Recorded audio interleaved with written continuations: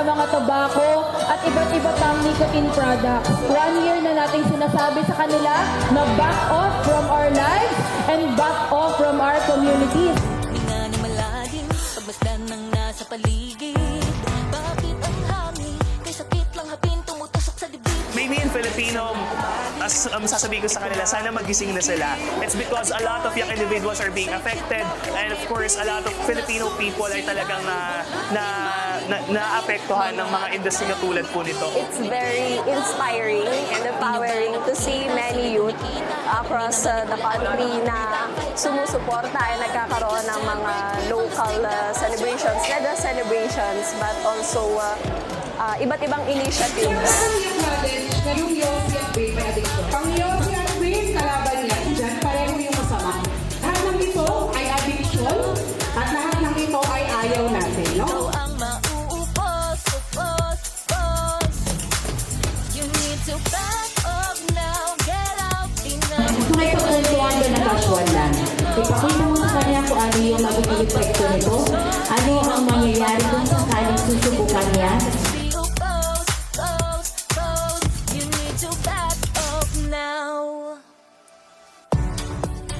Dapat yung passion na ginagalawan mo ay suportado sa pagbabagong pinagdadaanan ko rin. Gusto mo nang tumigil? Sabihin mo sa sarili mo, no. Tama na. Ano, no? Parang an awakening call, no?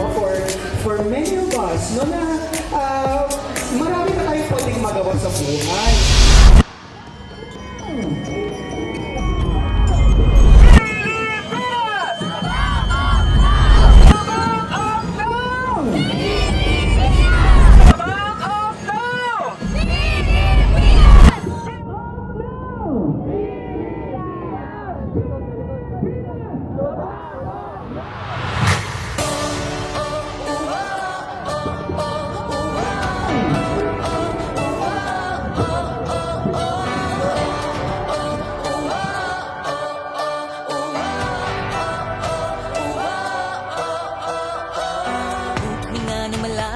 Pagmasdan ng nasa paligid.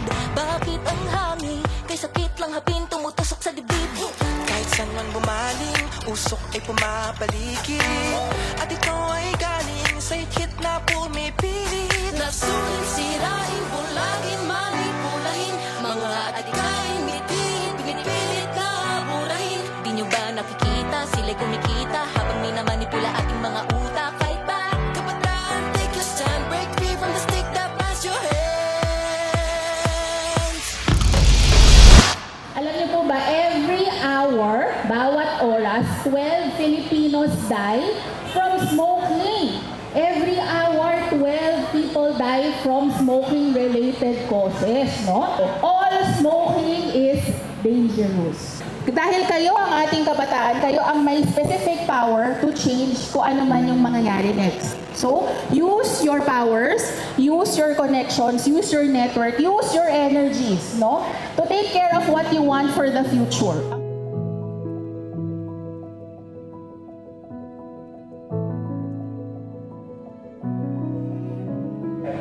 You are the generation that can break the cycle for good. The generation choosing clean loves over addiction, clarity over cravings, and truth over fake marketing.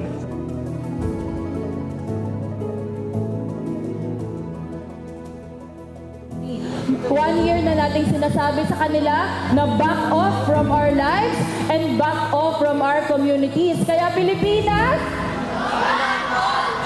yes. And now, to officially launch our collective youth statement, para ipresenta ito, tinatawagan ko ang tatlong representative ng mga young people. Naniniwala po ako na nararapat na magkaroon ng mas matitibay na polisiya at programa upang maproteksyonan ang mga kabataan. Bilang isang tunay na scholar ng bayan at isang tunay na pag-asa ng bayan, iwasan natin na maging alipin ng bisyo. Naniniwala ako na panahon na upang ang kabataan ay hindi maging biktima. Panahon na upang tumindig ang kabataan laban sa mga mapinsalang korporasyon ng nicotine at tobacco industry.